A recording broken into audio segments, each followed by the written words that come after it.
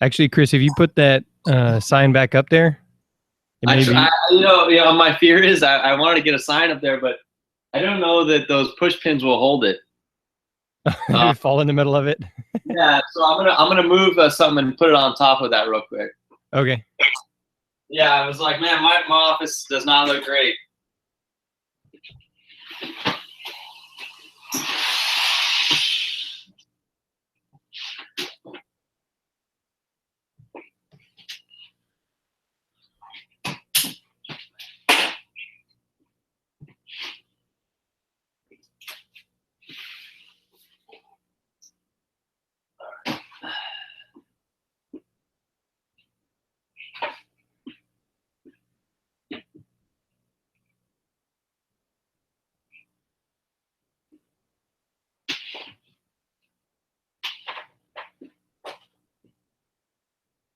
There we go. We should get something there.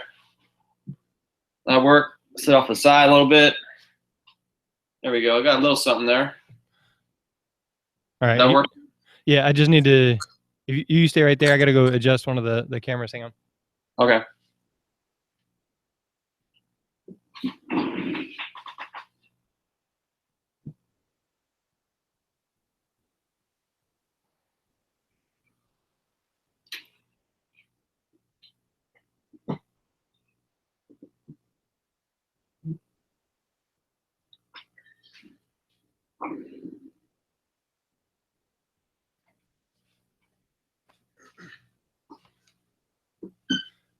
All right, you good with that? Yeah, all good. All right, so my students will be coming in just a minute. So if you kind of see them walking behind or see me like motioning anything, then just kind of keep going with whatever you're going with. Yeah. All right. All right, here we go in 3, 2, 1. What's up, y'all? Welcome to the Sports Medicine Broadcast Cheap Rehab. This week, our guest is Chris Butler. He's a physical therapist and director of sports medicine for CATZ Physical Therapy out in California.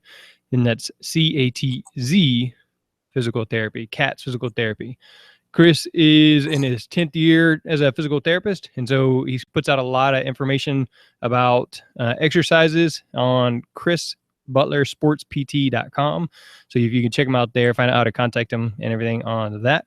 Again, chrisbutlersportspt.com. I'm your host, Jeremy Jackson.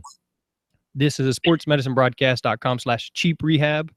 And first things first, if you're watching the video, I'm holding up one of these CLX bands by TheraBand. This episode is sponsored by TheraBand. They are giving away 5 sets of various colors of these TheraBands. So the CLX, a continuous loop TheraBand, if you want to win a set of those, once this is published May 19th to June 2nd, you got 2 weeks. Make sure you sign up there. Again, the easiest way, sportsmedicinebroadcast.com/cheap rehab. Since all we're talking about is rehab that can be done with a TheraBand, we're giving you some. So take advantage of the opportunity to win some TheraBands for your athletic training room and take advantage of these exercises that my expert, Chris Butler, is bringing to us. All right, Chris, it's all about you, your show. So I think one of the key areas that we often miss is the core strengthening. We'll focus on, the ankle or the knee. And so I wanted to start off our discussion with exercises that you like to do for the core, again, with nothing more than a TheraBand. Ready, go. Well, first off, it's great to be here with you, Jeremy. And I do listen to the show regularly, so it's good to be on your show. I definitely enjoy the stuff you guys are putting out. So again, it's an honor to be on with you guys. I really like using probably the TheraBand most for core exercises. I've got quite a few videos up just from that, and I use it.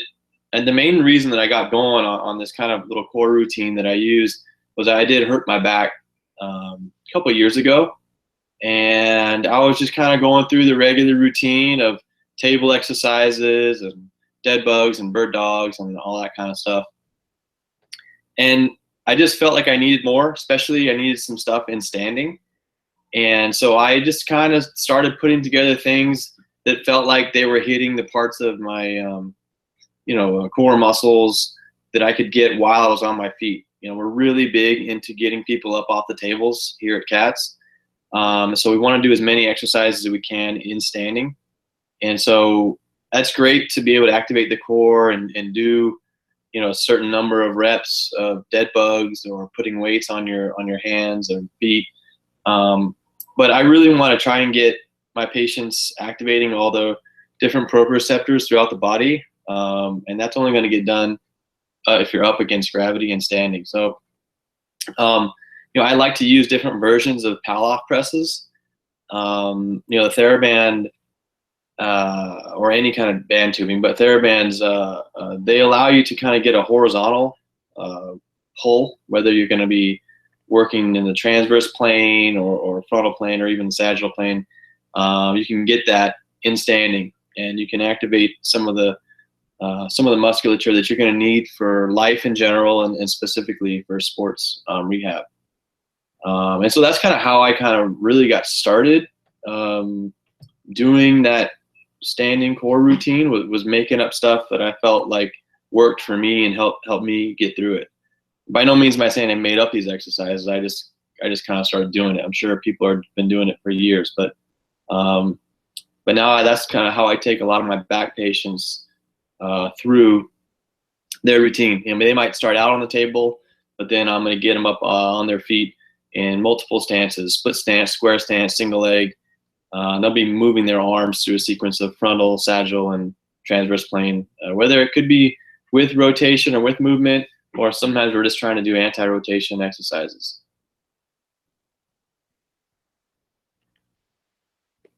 All right, so tell me a little bit more about the different variations of the Palloff press. Okay, so you can start out just in a square stance, and you'd be holding the band close to your body. So just that alone, depending on how far you're stepping away from the band, is going to give you some sort of transverse plane pull. And then what you do is you just press your hands forward out. And what you don't want to have happen is for your hands to deviate towards the pull of the band. And by doing that, you're activating kind of transverse plane and rotational muscles. And then you can also do the same thing pressing upwards. So if you were to hold the band close to you and just press upwards, again, you're trying not to let your hands deviate towards the band. So that'll be more of a frontal plane Palloff press. You can also vary your stances. So you can go into a split stance, and then you'll feel a little bit different pull from there. Single leg is a little bit difficult to do when you're doing that. You can try that. That's some pretty good hip stability in there with that. Then you can also go into stepping, starting with your feet together, stepping forward, and then pressing out your hands. And that starts to activate a lot more muscles. You start adding in muscles around the feet, muscles around the hip, obviously muscles around the core, and then shoulders as well. You're adding in a lunge type press. You can also do these from a kneeling or a half kneeling position too. When you get down onto your knees, you take away the foot really, and its ability to kind of stabilize you a little bit. So you get a lot more emphasis on the hips and the core. You can do a Palloff press from kneeling or half kneeling.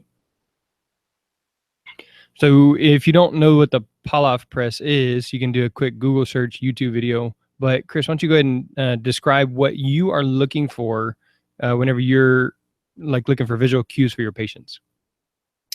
So starting out, you first got to teach them, where is your core and what do you want to look for. I'm looking for a neutral spine, so I don't want to see them overly extended or overly reverse, kind of flexion position. I like to try to see that there should be some lumbar, a little bit of natural lumbar extension, and then you get the thoracic kyphosis. You want to keep that S shape going all the way down through the spine, through all these movements. And then, as the resistance gets harder, you're looking for them to make sure that their hands are coming straight forward when you're pressing out and you have that horizontal pull. You don't want to see it go in one direction or the other. And then as you start getting into stepping drills with it, you want to watch out they're not leaning in against the band. So sometimes people will do that. They know that it's going to pull them, especially when their foot's traveling in the air. So sometimes they will lean out away from it, and you want to get away from that. That's definitely something that you want to get away from with bands. Whenever you're having a horizontal pull, you don't want them kind of compensating for that resistance. You want the resistance to add to the proprioceptive stimulation of the movement, but you don't want them kind of cheating the movement. So those are a few things you want to look for. You still want to see the same postures that people should be getting into while lunging, or just your static, postures, whether it's standing or kneeling. Okay, so just to make sure that I'm clear, if I'm doing the pull-off press, I'm standing there, I got good posture, and then I add in the band, and I'm probably going to hold that there for a little while using the TheraBand, or if you're using the CLX, maybe you got somebody standing there beside you if you don't have a way to attach it to a wall or a squat rack or something like that. So just standing there static, and then once we're kind of solid with that, once we've kind of coached them through the postures, through the way to feel their core tightening, not leaning against the band or towards the outside, I guess, then we would add in the lateral step or whatever we're going in for there, right?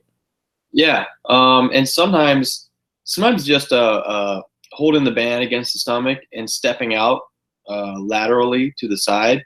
Sometimes that might even be one of my first things I'll have people do, because that especially if they're holding the band in close against their stomach, that's something that's usually pretty easy for anyone, regardless if they're post-op a lumbar surgery, or if they're someone who's just dealing with non-surgical back pain. Sometimes just a lateral step out to the side is one of the easier things to do. Sometimes when you have people pressing out and as they get that longer lever arm, sometimes they're not quite ready for that kind of thing. But yeah, you're right. You always want to have that same posture that you're looking for, regardless of what movement that you're doing. That neutral spine, and if there is a lunge involved, then you want to make sure if there's a forward torso movement that it's a good hip hinge as well, that they're not getting rounded, and that they're not rolling under with the hips or overextending with the hips. That's a big one, is especially if as you get them facing away from the band, and if they were lifting their hands overhead and the pull is kind of pulling them into lumbar extension, you really need to make sure that they can lock in the pelvis and stay neutral through that motion, and allow the shoulders to elevate overhead and keep the anterior core tight. All right, so besides pull-off press for core, what other core type exercises do you like to do in the standing position, since that's kind of what you're focusing on with your patients? Yeah. We kind of mentioned if you're standing sideways and the band is kind of horizontal to you. So we've got the forward press, which would be a transverse plane, and we've got the overhead press, which would be a frontal plane. I usually will have people face away from the band, and sometimes I'll have them hold two handles with both hands, have a TheraBand attached to it, and start them out in a split stance. And I like both knees to be slightly bent and the back heel off the ground. And starting with the hands kind of extended out about 90 degrees. And then I'll have them extend over or flex their arms or shoulders overhead. And that's, it's kind of a type of movement you might see people doing on like a reformer or Pilates type move. But when you do that, obviously the bands start pulling the hands backwards, and that's going to just force you to turn on the anterior core. But you also have to watch out that they're not overextending. Anytime someone gets that one of the legs extended back behind them, you got to watch for if they have tight hip flexors and are they going to overextend their lumbar spine. So I'll just have them lift the arms overhead and then bring them back down, switch feet. And then sometimes from that same position, I'll get them standing on one leg and I'll have them alternating press their arms overhead. So now we're working in a single leg stance. Obviously that's got its own stability requirements. And that's kind of like a dead bug type movement. You can even march in that position and do standing dead bugs in a way. That's definitely something that I have people do, assuming they can stand on one foot. Obviously, if they can't stand on one foot, you can modify that into a split stance or maybe you're standing with just the toe touching in the back. All right. And again, I know we are always looking for what more we can do, but I don't want to forget to emphasize as we're working with our patients, make sure they can do the basics. Because recently when I talked to Sean Reedy about, we were doing dead bugs and we do them on the table usually, but I wasn't having them pull their shoulders back and really tighten their abs and focus. So we've actually kind of backed up with most of our kids that are doing those dead bugs to make sure that they're engaging their core. Again, this is in the laying down position, but we have to go back and check ourselves, make sure we're not just dishing out exercises without ensuring that they can do the basics first. So. Oh yeah, absolutely. I mean, you got to be able to do a few things before you start, adding resistance or bands or anything to them. They got to have a base and decent movement, especially if you're going to start having them lunge and reach and things like that for sure. All right. So we've kind of talked about the core. That's the base of everything. And a lot of this, you said, you can do lunges or split squats or doing dead bugs and marching, that kind of stuff in there. But what are some of the exercises you like to do for lower body with nothing more than a TheraBand? With the TheraBand, obviously I have something that nothing unique really, but a great home exercise program is using the TheraBand, anchored around the toe, and you can get people doing their dorsiflexion, plantar flexion, inversion, eversion. Really great ways to have people do very simple exercises at home, especially in rehab.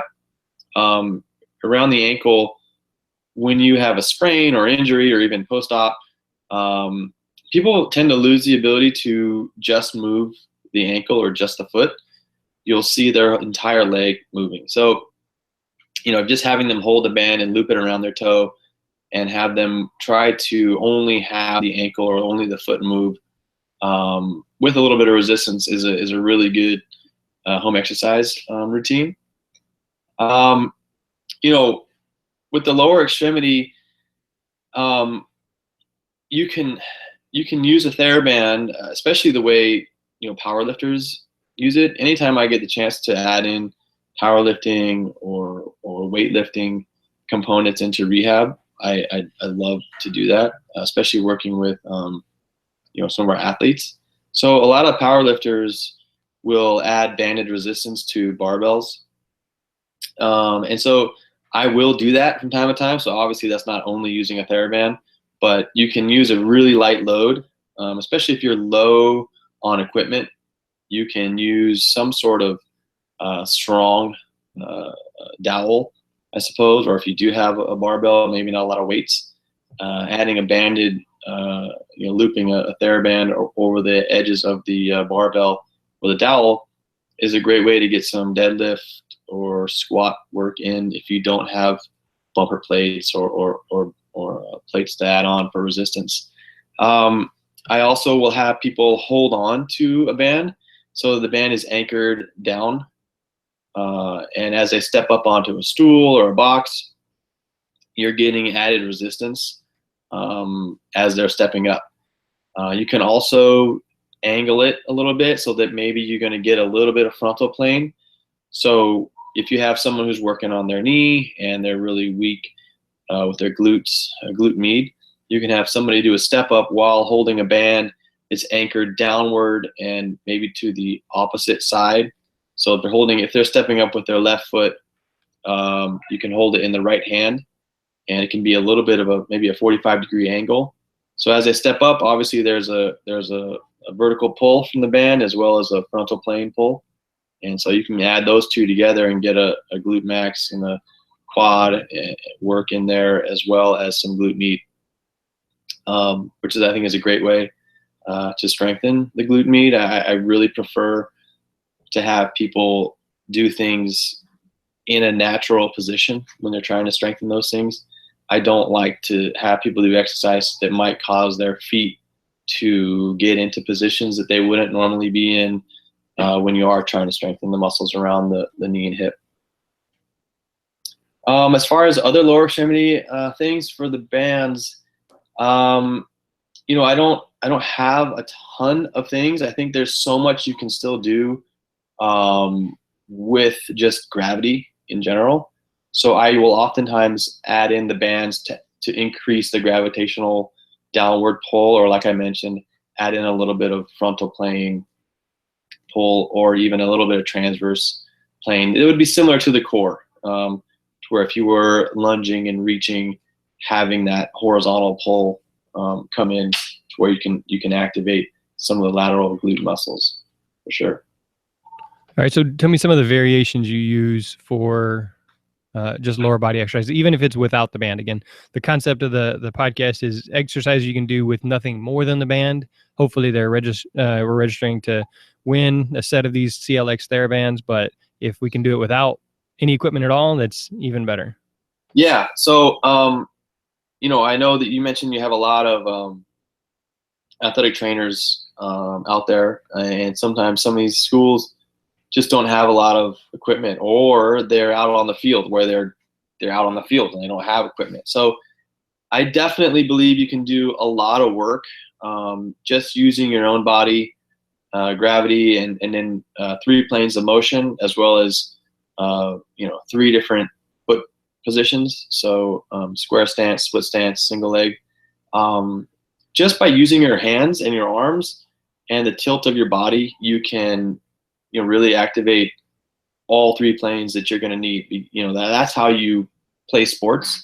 You know, obviously you have to overload athletes. So at some point you got to get some heavier weights going on into the rehab routine.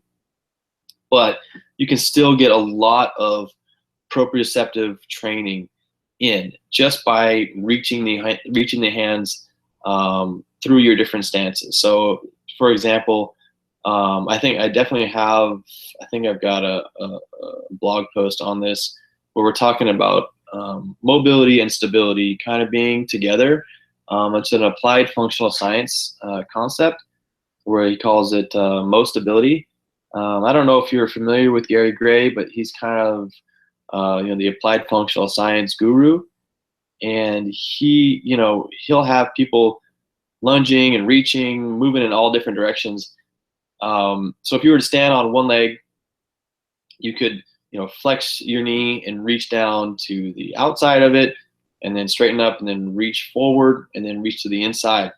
And that's going to get kind of your core and your leg and all the portions of the hip, ankle, and knee,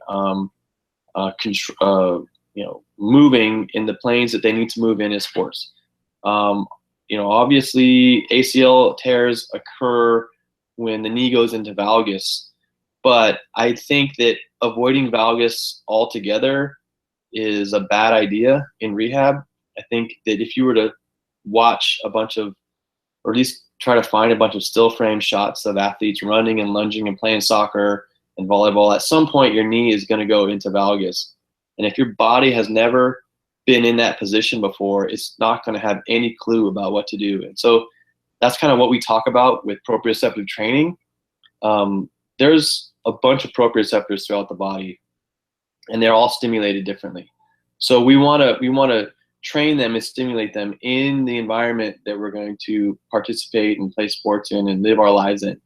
And so by reaching through different planes, driving different movements with your arms or your legs or your hips or even your head, that's going to put you into the positions that you need to get into to play sports, and allow you to be more effective when you land in positions that are a little abnormal, because you are going to land in abnormal positions, especially when you get out there and you're reacting to high speed ball movements or opponent movements. So that's what we always try to do. Obviously, I'm not going to let somebody collapse their knee with a heavy load or land in a horrible valgus position, but you can create certain movements that you want to train at the ankle, hip, and knee just by simply reaching in multiple different directions. And then you can slowly add weight or resistance to it, or even therabands to it as well, to get those positions and get those proprioceptors stimulated through those different positions. All right. So if someone doesn't have, one of the therabands out there, an athletic trainer's out on the field, and they want to do some rehab work with, a knee injury, what they could do is hold like one of our water bottles in their hand that's full, and as they reach out, it adds a little bit of weight, or the water bottle carrier, or if we're out at football practice, a pad, or at baseball practice. I know you do a lot of work with baseball. They could hold either the ball, the glove, or the bat, and that again changes the balance and the angle. Is that kind of what you're saying?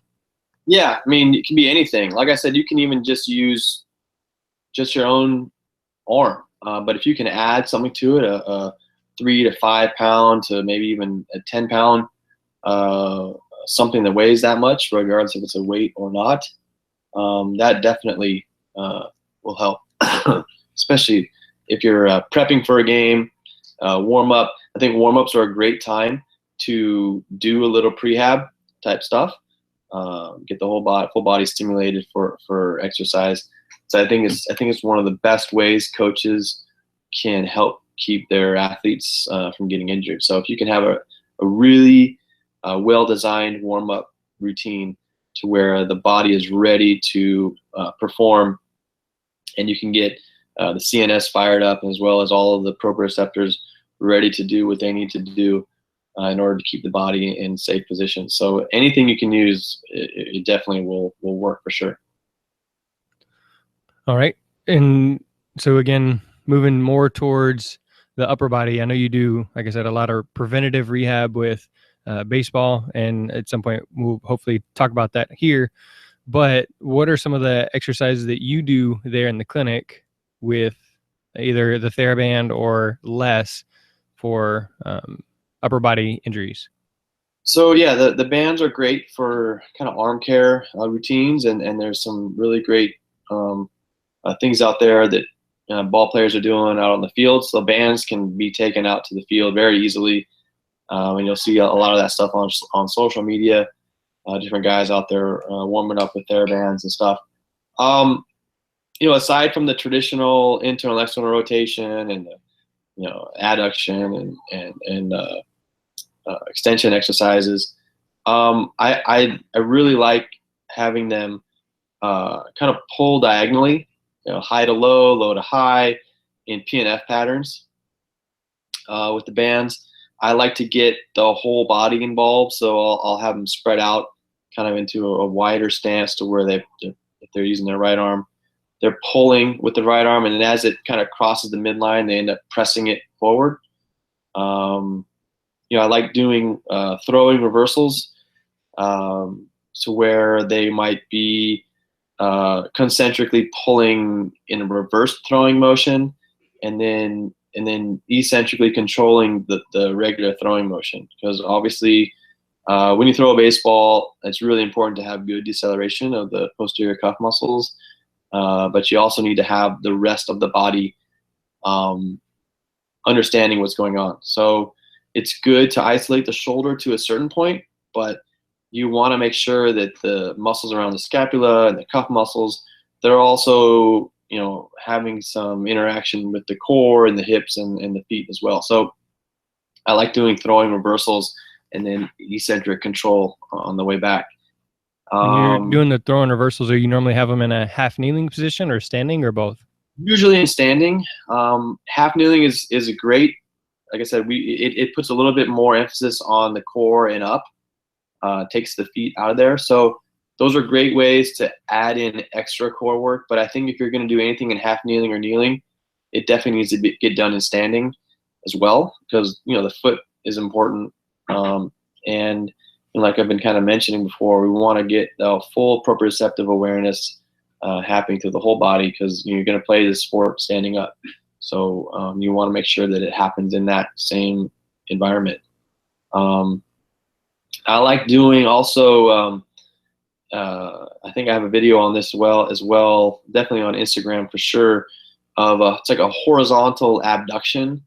And so where if I were to pull it with my left arm, I pull it so the band is all the way across my chest, and my arm is at about 90 degrees of flexion, and then it's abducted to about 90 degrees. And then you can take your other arm and press the band out away from your chest. So what that does is obviously you get the work from horizontally abducting your arm, but you also get, as your right arm presses the band out, the posterior scapular muscles have to hold that band so that your arm doesn't deviate forward. And then you can do that in multiple different planes and multiple different stances as well. As far as planes, I mean, you could attach the band from low to high, high to low, or just straight across as well. Yeah, and again, with these CLX, it's got the loops, so it should be easier to like put your hand in there, or do one of those where you loop it around the door handle thing or whatever it is. But I like the using the TheraBand for the reverse throws, because I've seen somebody before do that with a real small weighted baseball, like a 2-pound, I don't know, but they would stand behind them. So you had to either stand on an elevated plane or have them kneeling, and they would catch it and then slow it down and then toss it back up. It took us forever to ever get coordinated enough to do like just a few reps. So they're trying to, reach and catch from behind them. And I think using a TheraBand for that, I don't know if it's a lot safer. It seems like it's a lot safer, but it just seems like a lot more efficient. Yeah, it's definitely easier. It doesn't require a partner, and there's no hand-eye coordination involved. I actually just wrote an article on elite baseball performance with Mike Reinold, and it's all about pitching deceleration drills. And that what you mentioned is one of the drills I put up there, as well as a couple others.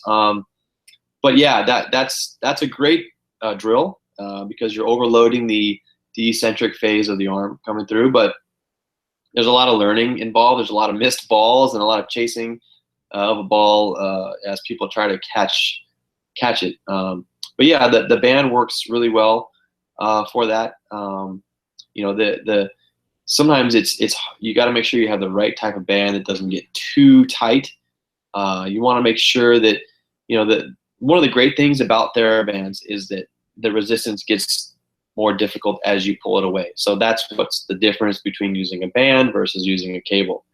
But sometimes you can find bands that are good at a certain point, but then especially if you're doing large movements, they might get way too difficult, and you start seeing shoulder elevation and compensations and stuff like that. But that's a great drill to have pitchers do prior to throwing, or even any kind of thrower prior to a game, to get everything warmed up and ready to go.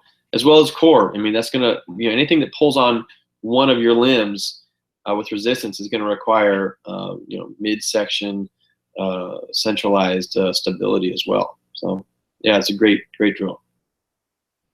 All right. So in other sports, we talked about kind of some baseball specific things, but what other upper body exercises do you like to do without equipment or with just a TheraBand? What the other one I like, excuse me, getting over this devil cold right now. Oh my gosh! Ricky move. You didn't bring a water cup with you. That's why I got mine right here. Yeah, well, I got a little bit of water, but I've just got this crazy cold going. Anyways, something else I like to do with the band is if I were to have somebody standing as if they were going to do an external rotation, one of your standard external rotation tubing drills. If they were just to hold their elbow at their side with their elbow flexed at 90 degrees, so that they're kind of holding that resistance, I like to have them step forward and lift their arm up so that only the shoulder is flexing and their elbow is not flexing. The elbow stays flexed to 90 degrees and the shoulder elevates. And so what that ends up doing is, you're working your external rotators through the entire elevation process. And that's going to really help for normalizing glenohumeral motion. and it's a pretty good burner too.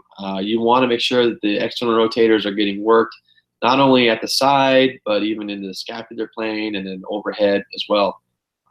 That's a great drill and a really difficult one to do. It looks easy, but you can either do it without the step or just standing still. But I'll have them step forward with their opposite foot just because that's how you would throw. And then just make sure all the motion's coming from the shoulder and they're not curling their hand toward their shoulder as they elevate the arm. Those are good ones, as well as if you were to face the band, you can do different types of you can do just a frontal plane elevation from starting the hand at the hip and lifting it overhead, or holding it overhead.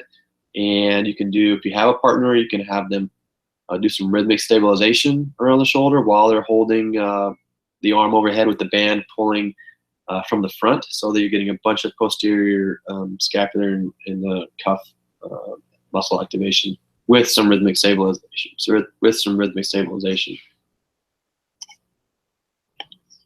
All right. One thing we see some is bicep tendonitis.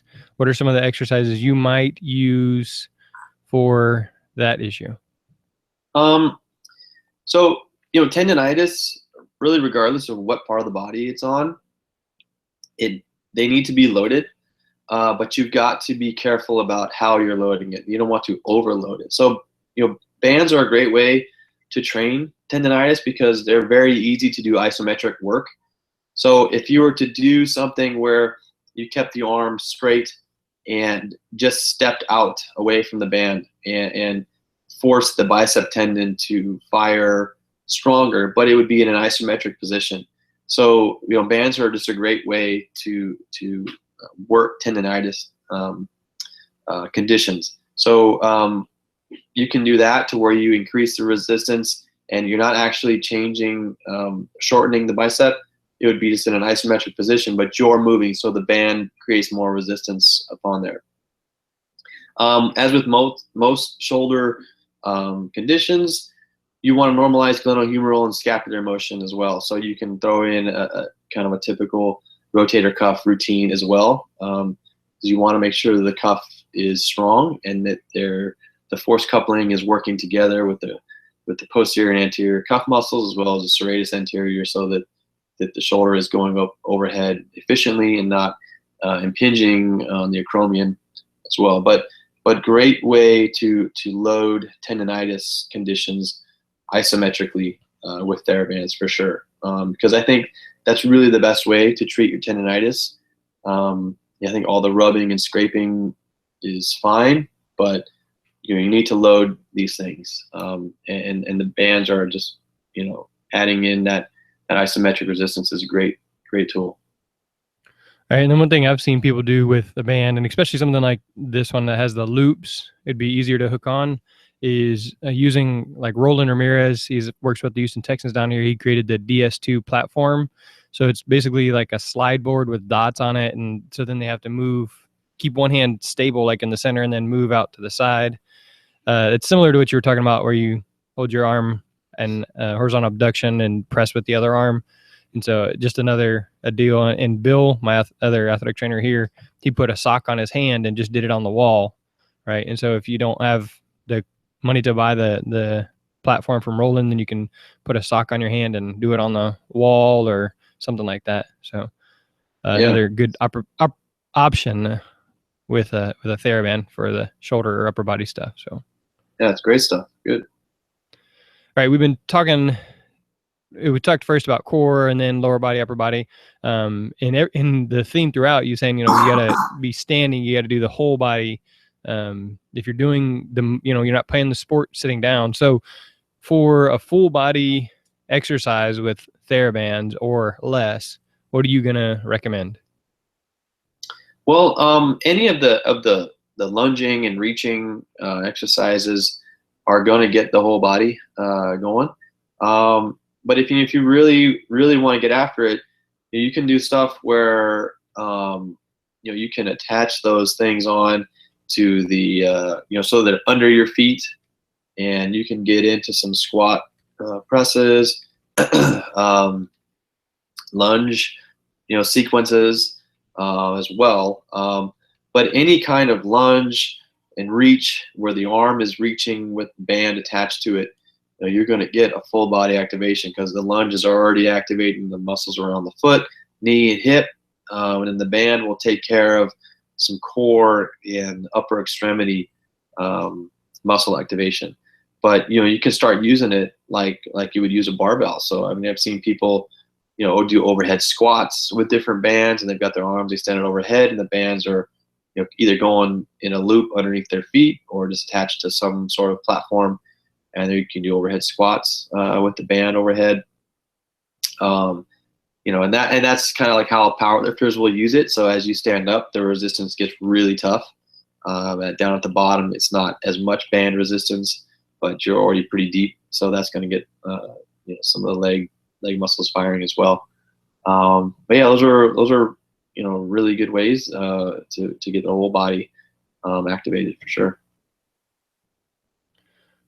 We used quite a few of those. Bill was actually having one of our kids do band squats today, squats with a band. He's coming off an ACL, so yeah, I had him out there in the hallway doing that stuff. So what other things can you think of that would be helpful to an athletic trainer to perform rehab or strengthening with, like I said, either the CLX band from TheraBand? And just in case you didn't know, this episode is sponsored by TheraBand, a Kramer company. And that's why we're giving away things for free. So, Chris, using either that TheraBand or less, what other exercises that we might not have covered?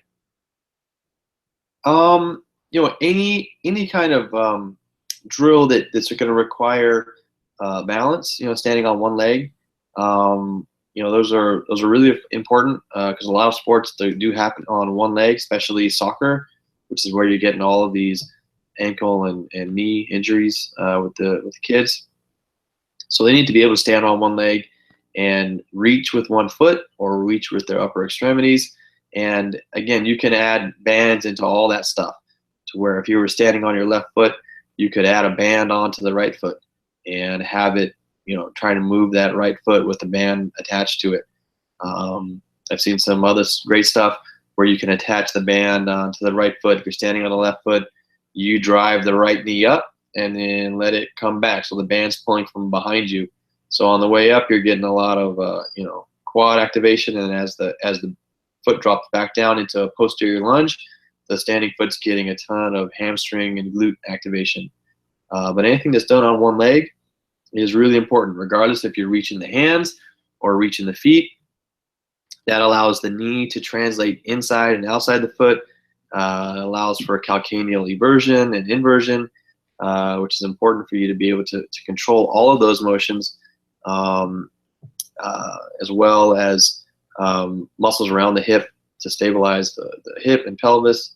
But you can attach a band to anything. If you were to stand on one leg and attach a band out, if you were to stand on one of those star mats, and reach in through all those different planes, and you can attach a band to each one of those planes and have your athletes reach through there, and that'll really get them familiar with that one leg stance and get all the muscles firing that need to fire in order to balance and reach when you're getting into game situations, especially soccer, because there's so much soccer that happens where you're standing on one foot and reaching with your opposite foot, whether it is to challenge the ball or just to kick a ball.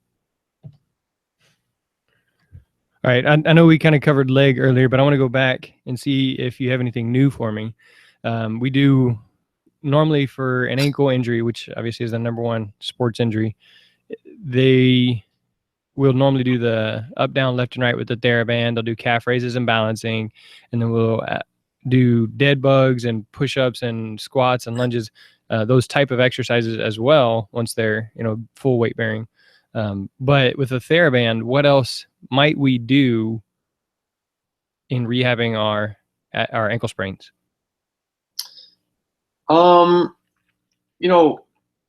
Obviously we mentioned that, the just working the foot. I think as long as they can start standing up, you want to get them working all those muscles around the foot and standing. So I think we kind of talked about balancing and reaching and having different pulls on the body. You can even get it out to where you're isometrically holding it. You can try different little Palloff presses in single leg stance to where there is a little bit of a horizontal perturbance, and you have to adjust from the foot. Other than that, I mean, I think just trying to get, especially starting out, just trying to get them to move the ankle and the foot independently of the rest of the leg is really important.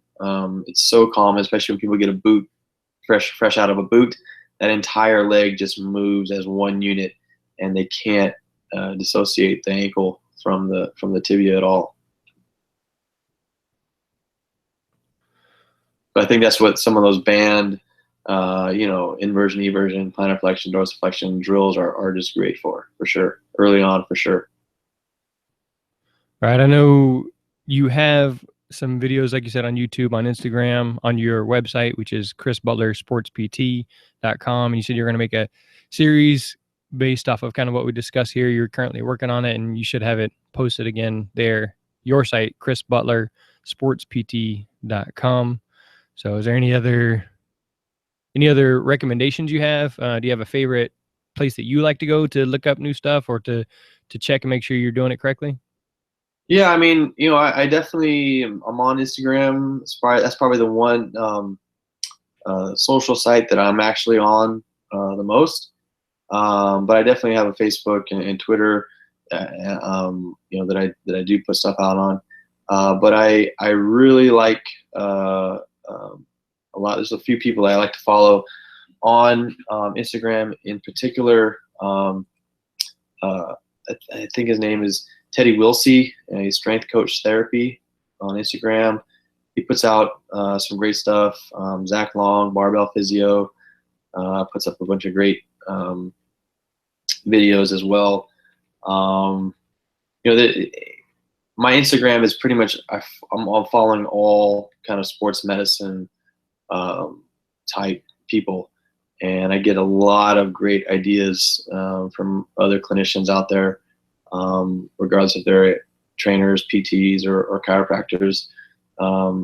There's a lot of it's just a great place to get a lot of different ideas or different takes on what you've been doing.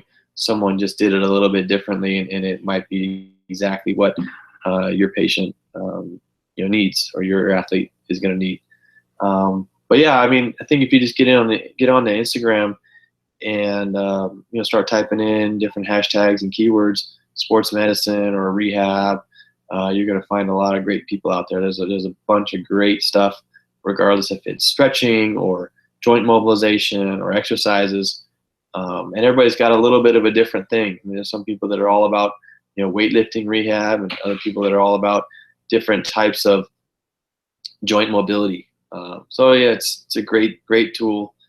Same thing with Twitter. There's a lot of great clinicians that put out great blog posts and articles that you can find good stuff on. All right. And again, Chris is going to put together some videos. He's already working on them. He's going to have them there on his site to go over what we've been talking about here and things that you can do just with the TheraBand. Like I said, TheraBand is sponsoring this episode. TheraBand's now a Kramer company. So the CLX, the consecutive loop band, the continuous loop band. So there's got several different colors of those where you can register to win. Once from May 19th to June 2nd, 2017, you can register to win a set of those. I'll have those shipped out to you. So make sure you check that out. Go to sportsmedicinebroadcast.com/cheap rehab, and that'll have the widget or whatever it is that you click here to enter your giveaway, and go from there. So that'll have a link to Chris's site. That'll have ways to contact him as well. Chris, right now when we're recording this, it is National Athletic Training Month. So I know you're not an athletic trainer, but I'm pretty sure you've had some positive interactions with athletic trainers. So is there an athletic trainer you would like to thank? Sorry. First off, I listened to your recent show where you had the athletic trainer from Venice High School, and I am really impressed with what schools are doing these days with their sports medicine programs, athletic training programs. Kind of because of, I mean, I've been thinking about this for a while, but I got really motivated after hearing your podcast. So now currently we're involved with 2 different schools here, and we at South Pasadena High School and Pasadena High School both have sports medicine programs. And I know Pasadena, I'm not sure if South Pasadena what, but they were recently at the Eli Hallett St. Francis competition. I think it was Venice might have posted this, or it might have been Pasadena High that posted it on Instagram. There was like 600 kids at this competition, which just blew my mind. I think it's the coolest thing. I wish when I was in high school they had sports medicine kind of programs like this, but right now we have 2 kids, one from Pasadena and one from South Pasadena. And what they do is they come in here and they're kind of volunteering, doing kind of some aid work or kind of cleaning up or getting hot packs, cold packs, and that kind of stuff. But I'm going to have them also start doing some projects. So I want to have them do little in-services or maybe even teaching our staff about what they're learning in school.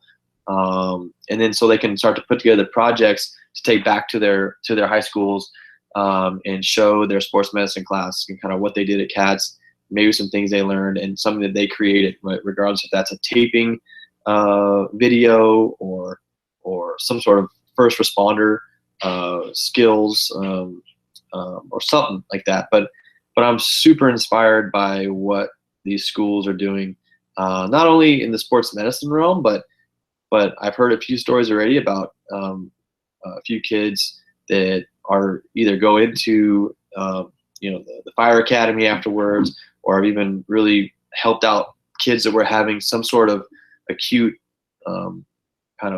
episode or injury on campus that wasn't even sports related, but their skills they learned in the sports medicine programs really prepared them for that. There's a trainer in the area that I've known since 2006. I did an internship over at this other PT place in Arcadia, and I met Lydia. I don't remember what her married name is right now, but she's over at Mayfield High School, which is close by here, and she sends a bunch of her athletes over here. And I met her. She was like a gym staff aide. She might have been an ATC at the time, but I've known her since 2006. Just had a great relationship with her, sending her athletes over to me, and then I can send them back to her, and we kind of team up on their rehab together. So I think having a great relationship with your local athletic trainers as a PT is really important, because the ATCs are seeing them every day, and I'm seeing them once or twice a week. So if you can have a really great relationship and communication with them, then these kids can get back on the field faster and safer, for sure. That's awesome. So if you think about it, reach out to Lydia and just say, hey, I talked about you on the podcast today. I appreciate you, that kind of thing. Because, everybody likes to hear they're doing good work. Just like I've talked about you, I enjoy seeing the stuff that you post on social media, and I appreciate you taking the time to do that, because it's a lot easier to just do everything yourself and not share what you're doing, or not take the time to make quality videos and instructions. And so thank you, Chris, for the work you're doing there. And I'm really excited that you were able to bring in those high school kids, because I tell kids all the time, if you think you want to be a physical therapist, go volunteer. If you think you want to be a nurse, go volunteer, because that's what I did. I volunteered at a physical therapy clinic in college and realized it's not really what I like. I'd rather be with sports. I'd rather be in the athletic training room. And so for me, that helped me make a decision. For other people, it would make them, if a kid thinks they want to do athletic training, well, come check it out. If you don't do it, that's fine. Go find what you do like. So I'm really excited that you guys are opening that opportunity up. So good job to you. Yeah, no, it's great. That's always my advice too, to anybody who wants to get into it. See what happens on a daily basis and see if you like it, for sure. Well, Chris, it has been a pleasure. I want to remind everyone to go to sportsmedicinebroadcast.com/cheaprehab, where you can get more information from Chris, how to contact him.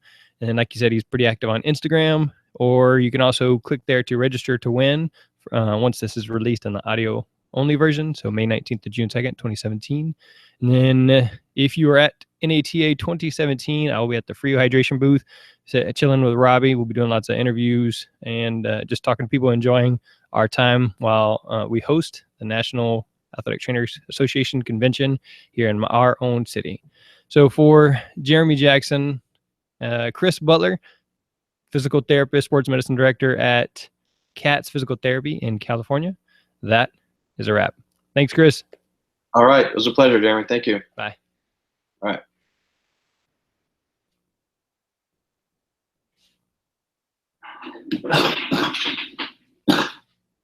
Hey, Jeremy.